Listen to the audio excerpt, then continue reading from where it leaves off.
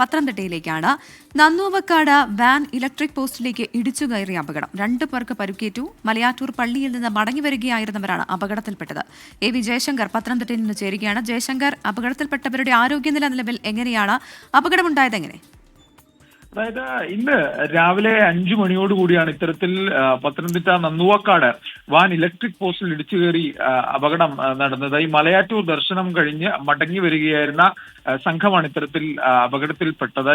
ഇതിൽ കാർ യാത്രികരായ കുമ്പഴ സ്വദേശി റോബിൻ, റെജി, വെട്ടൂർ സ്വദേശി ദാവൂദ് കുട്ടി എന്നിവർക്കാണ് പരിക്കേറ്റിരിക്കുന്നത്. ഇവരെന്തായാലും പത്തനംതിട്ട ജനറൽ ആശുപത്രിയിലേക്ക് മാറ്റിയിട്ടുണ്ട്. ഈ അഗ്നിശമന സേന എത്തി, ഫയർഫോഴ്സ് എത്തി ഈ വാഹനം വെട്ടിപ്പൊളിച്ചാണ് ഇവരെ പുറത്തെടുത്തത്. അത്രമാത്രം വലിയൊരു ഇടിയായിരുന്നു. ഈ ഡ്രൈവർ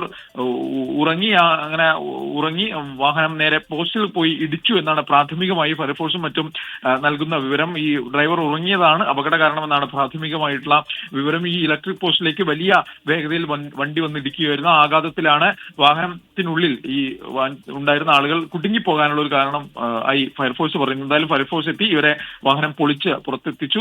നിലവിൽ ഇവരെ പത്തനംതിട്ട ജനറൽ ആശുപത്രിയിൽ പ്രവേശിപ്പിച്ചിട്ടുണ്ട്. ഇവരുടെ ആരോഗ്യനില തൃപ്തികരമെന്നാണ് നിലവിൽ പോലീസും മറ്റും പറയുന്നത്. മറ്റ് ആശങ്കപ്പെടേണ്ട സാഹചര്യമല്ല. വലിയൊരു അപകടമായിരുന്നു. രാവിലെ 5 മണിയോടുകൂടിയാണ് ഇത്തരത്തിൽ തീർത്ഥാടനം കഴിഞ്ഞു വരികയായിരുന്ന സംഘത്തിന്റെ വാഹനം അപകടത്തിൽപ്പെട്ടത്. എന്തായാലും ഇലക്ട്രിക് പോസ്റ്റിൽ ഇടിച്ച് വാഹനം നിന്നത് വലിയൊരു ആപത്ത് ഒഴിവാക്കി. എന്തായാലും ഫയർഫോഴ്സ് കൃത്യമായ സമയത്ത് ഇടപെട്ടു. എന്തായാലും ഈ വാഹനത്തിൽ ഉണ്ടായിരുന്ന ആളുകൾക്ക് മറ്റ് ഗുരുതര പ്രശ്നങ്ങളില്ല. ഇവരെന്തായാലും പത്തനംതിട്ട ജനറൽ ആശുപത്രിയിലേക്ക് മാറ്റിയിട്ടുണ്ട്.